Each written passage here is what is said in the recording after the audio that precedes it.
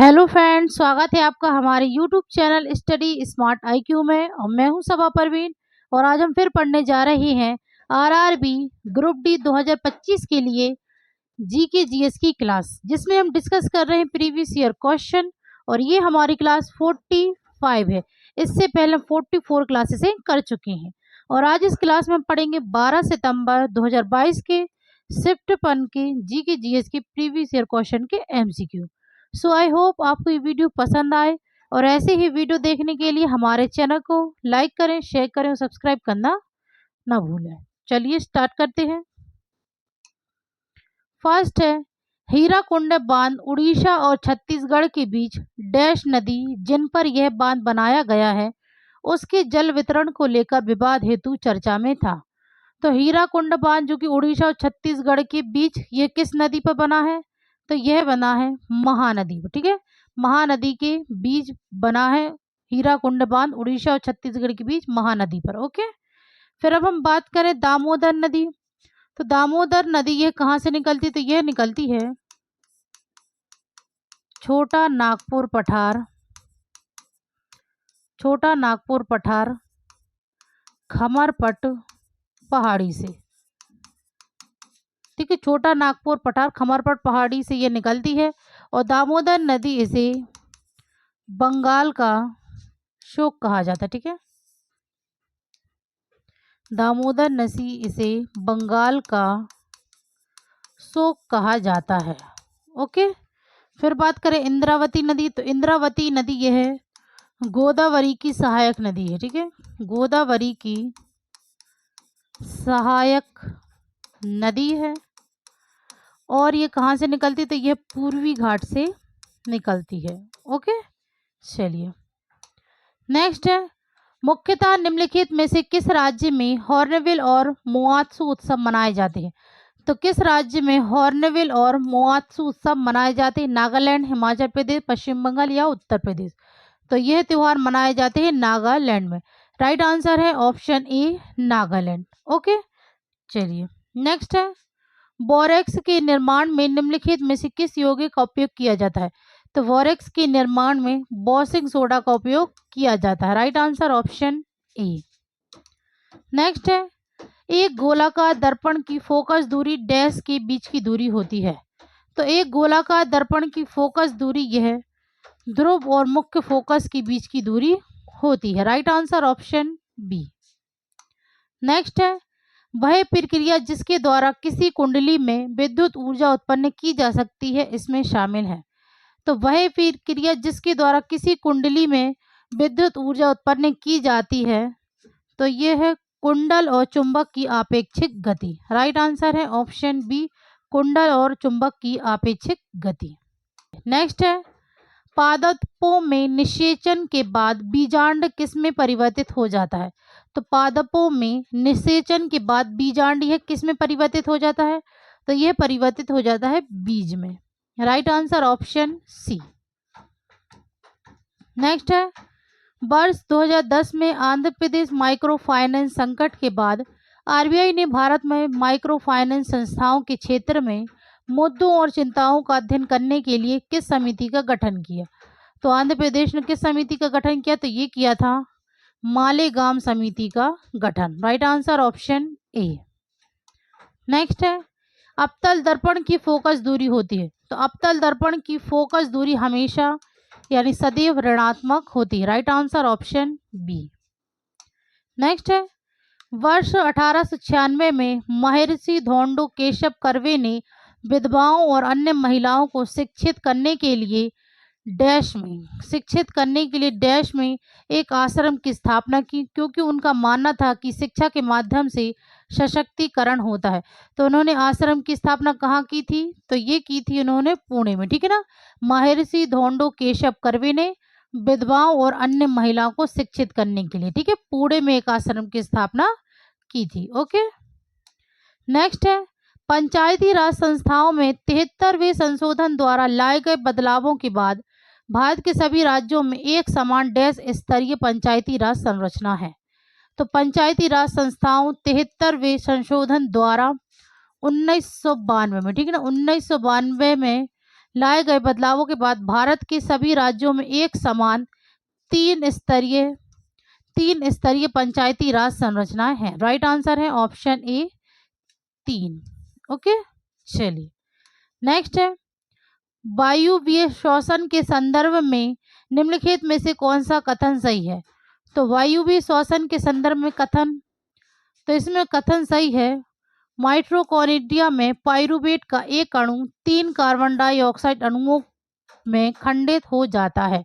Right answer option C. Next है निम्नलिखित में से किस तत्व की परमाणु त्रिज्या सबसे अधिक है। तो इनमें से किस तत्व की परमाणु त्रिज्या सबसे अधिक है, सर्वाधिक है। तो यह है लिथियम की। Right answer option A lithium. Next है जब CO 340 ATM दाब पर H2O के साथ अभिक्रिया करता है तो क्या उत्पाद मिलेगा। तो CO ये 340 ATM दाब पर H2 के साथ अभिक्रिया करता है तो CH3OH मिलेगा। Right answer option A. Next है जनवरी 2022 में भारत की पहली UNDP युवा जलवायु चैंपियन कौन बनी। तो भारत की पहली UNDP युवा जलवायु चैंपियन ये बनी है Prajakta Koli. Right answer option C. Next है निम्नलिखित धातुओं में से कौन सा समूह कार्बन का उपयोग करके अपचयन द्वारा प्राप्त किया जाता है। तो इन धातुओं में से कौन सा समूह है जो कि कार्बन का उपयोग करके अपचयन द्वारा प्राप्त किया जाता है। तो अपचयन द्वारा प्राप्त किया जाता है तो ये क्या जाता है जिंक, आयरन और ये है क्लोरीन। ठीक है, राइट आंसर है जिंक, आयरन और कॉपर। ठीक है, राइट आंसर है option B zinc, iron, copper. Next है भारतीय रिजर्व बैंक की मार्च 2022 की अधिसूचना के अनुसार NBFC-MFIs के लिए माइक्रो फाइनेंस ऋण की न्यूनतम आवश्यकता कुल संपत्ति का %% होनी चाहिए। तो यह माइक्रो फाइनेंस ऋण की न्यूनतम आवश्यकता कुल संपत्ति का 75% होनी चाहिए। राइट आंसर है ऑप्शन सी 75%। ओके, नेक्स्ट है वर्ष 2017 में निम्नलिखित में से किस राज्य में उर्दू को अपनी दूसरी आधिकारिक भाषा के रूप में घोषित किया। तो 2017 में किस राज्य ने उर्दू को अपनी दूसरी आधिकारिक भाषा के रूप में घोषित किया। तो ये किया है तेलंगाना ने। Right answer option A. Next है निम्नलिखित में से कौन सा सह संयोजक आबंध नहीं दिखाएगा। तो इनमें से कौन सा है जो कि सह संयोजक आबंध नहीं दिखाएगा। तो ये है magnesium chloride. Right answer option C. Next है एक वयस्क मनुष्य विश्राम की अवस्था में प्रति मिनट कितनी बार सांस लेता है। तो एक वयस्क मनुष्य विश्राम की अवस्था में प्रति मिनट कितनी बार सांस लेता है। तो 15 से 18 बार सांस लेता है। Right answer option D. Next है 24 मार्च 2022 को विज्ञान व प्रौद्योगिकी मंत्रालय के जैव प्रौद्योगिकी विभाग द्वारा शुरू किए गए डेटा संचालित शोध का उद्देश्य किस रोग को खत्म करना है। तो किस रोग को खत्म करने का उद्देश्य है। तो ये है यक्ष्मा रोग। राइट आंसर है ऑप्शन बी यक्ष्मा रोग। नेक्स्ट है निम्नलिखित में से कौन सी विधि हमारे प्राकृतिक संसाधनों के संरक्षण हेतु उपयोग में लाई जा सकती है। वस्तुओं का पुनर्चक्रण करना, आवश्यकता न होने पर लाइट जलाना, वाहन का उपयोग किए बिना निकटवर्ती स्थानों पर पैदल जाना या अधिक जल का प्रयोग करना। तो इनमें से कौन सी विधि हमारे प्राकृतिक संसाधनों के संरक्षण हेतु उपयोग में लाई जा सकती है। तो यह लाई जा सकती है वाहन का उपयोग किए बिना निकटवर्ती स्थानों पर पैदल जाना। Right answer option C. Next है राष्ट्रीय वायु खेल नीति 2022 का लक्ष्य भारत को किस वर्ष तक शीर्ष राष्ट्रों में से एक बनाना है। तो राष्ट्रीय वायु खेल नीति 2022 का लक्ष्य भारत को किस वर्ष तक शीर्ष राष्ट्रों में से एक बनाना। तो यह है 2030 तक। Right answer option B. Next है आगे के ऊपर उठने वाली गर्म वायु की प्रचुब्ध धारा के माध्यम से देखी जाने वाली वस्तुओं के यादृच्छिक अस्थिर को इसका उपयोग करके समझाया जा सकता है। तो आग के ऊपर उठने वाली गर्म वायु की प्रचुब्ध धारा के माध्यम से देखी जाने वाली वस्तुओं की यादृच्छिक अस्थिर को इसका उपयोग करके समझाया जा सकता है। तो यह है वायुमंडलीय अपवर्तन। Right answer option B. Next है, छोटे पैमाने पर उद्योगों को बढ़ावा देने के लिए गठित समिति कौन सी है? तो छोटे पैमाने पर उद्योगों को बढ़ावा देने के लिए गठित समिति ये है करवे समिति। Right answer option B. Next है, भारतीय संविधान का डैश अनुच्छेद मानव तस्करी व जबरन श्रम पर प्रतिबंध लगाता है? तो भारतीय संविधान कौन सा अनुच्छेद है जो कि मानव तस्करी और जबरन श्रम पर प्रतिबंध लगाता है? तो ये है अनुच्छेद 23। Right answer option D. Next है, निम्नलिखित में से कौन सा एक व्यक्ति से दूसरे व्यक्ति में HIV संचरण का सामान्य मार्ग नहीं है? तो इनमें से कौन सा HIV संचरण में सामान्य मार्ग नहीं है? तो ये है संक्रमित लोगों से हाथ मिलाना या गले मिलना जैसे आकस्मिक संपर्क। राइट आंसर है ऑप्शन ए। ओके।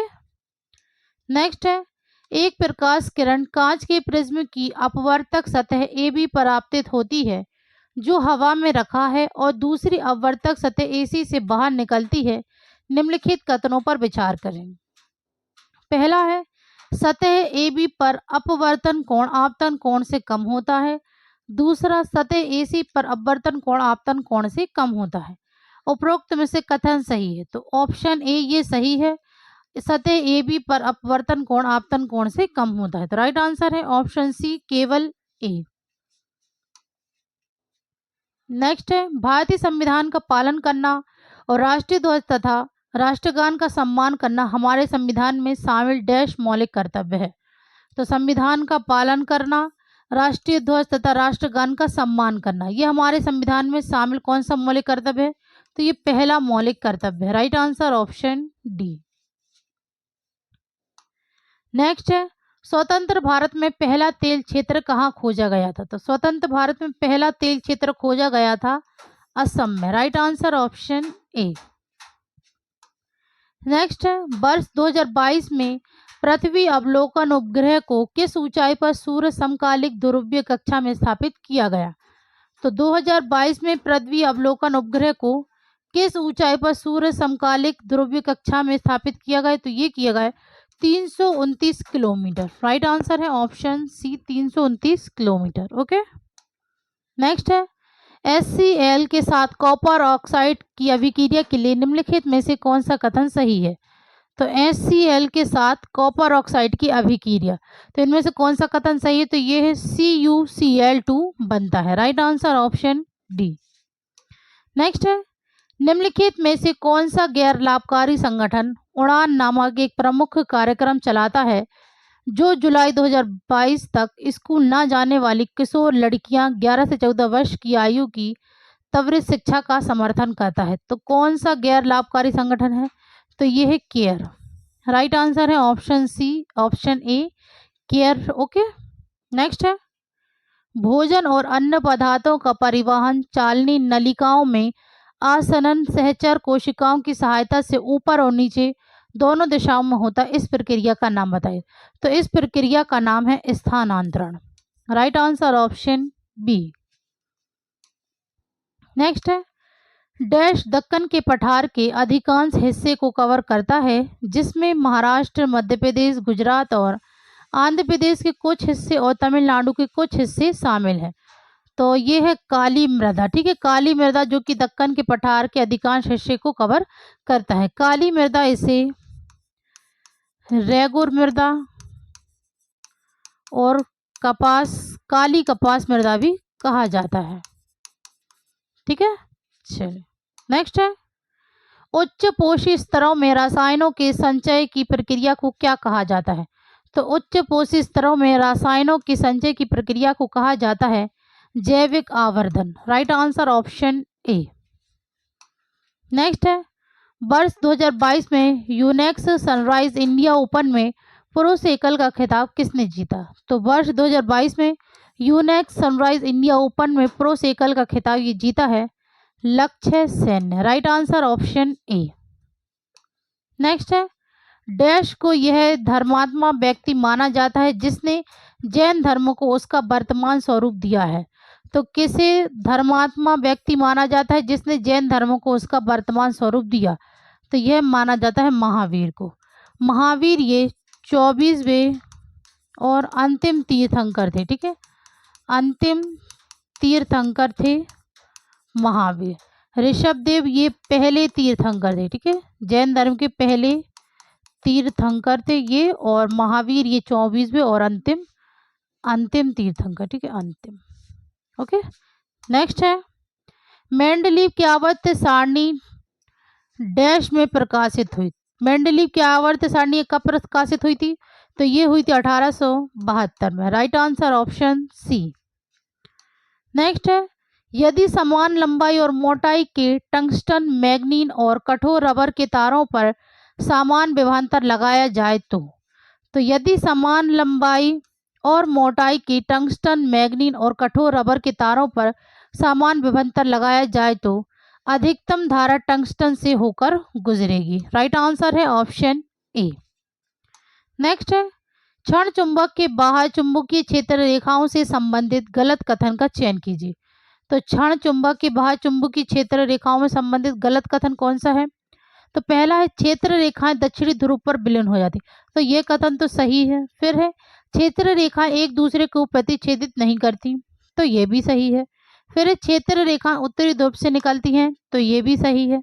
फिर क्षेत्र रेखा एक दूसरे को प्रतिच्छेदित करती हैं। तो ये गलत है।